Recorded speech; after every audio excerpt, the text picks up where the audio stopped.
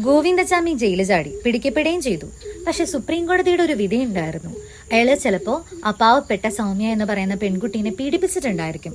പക്ഷെ വികലാംഗനും ഒറ്റക്കൈനുമായിട്ടുള്ള അയാൾക്ക് ആ പെൺകുട്ടിയെ ട്രെയിനിൽ നിന്ന് തള്ളിയിട്ട് കൊല്ലാൻ മാത്രം സാധിക്കുമോ എന്ന സംശയത്തിന്റെ പുറത്തായിരിക്കാം അയാൾക്ക് ഈ തൂക്കുകയറ് മാറ്റിയിട്ട് ജീവപര്യന്താക്കി. പക്ഷെ ഇപ്പൊ എല്ലാ സംശയങ്ങളും ദൂരീകരിച്ചിട്ട് അയാളുടെ ഒറ്റക്കൈയുടെ ഫലം അയാള് പല തവണ തെളിയിച്ചു കഴിഞ്ഞു.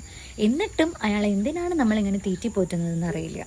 മാത്രല്ല അയാൾ പിടിക്കപ്പെട്ടിട്ട് മാധ്യമങ്ങൾക്ക് മുൻപിൽ, ഈ സമൂഹത്തിന് മുന്നിൽ, ഇവിടുത്തെ ജനങ്ങളെ വിഡ്ഢികളാക്കിക്കൊണ്ട് അയാൾ കാണിക്കുന്ന ഒരു ലൈംഗിക വൈകൃതത്തിന്റെ ഏറ്റവും വലിയ കോപ്രായങ്ങളാണ് ഈ മുകളിൽ കണ്ടുകൊണ്ടിരിക്കുന്നത്. ഒന്ന് ആലോചിച്ച് നോക്കൂ.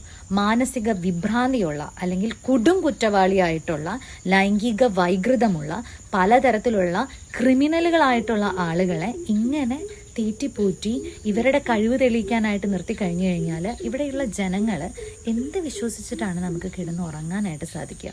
അത് മാത്രമല്ല, ഇവിടെയുള്ള ഒരു പാവപ്പെട്ട സ്ത്രീയുടെ, അതുമല്ലെങ്കിൽ ഒരുപാട് സ്വപ്നങ്ങളുമായിട്ട് മുന്നോട്ട് പോകുന്ന ആൾക്കാരുടെ ഒന്നും ജീവനും ജീവിതത്തിനൊന്നും ഒരു വിലയില്ലേ?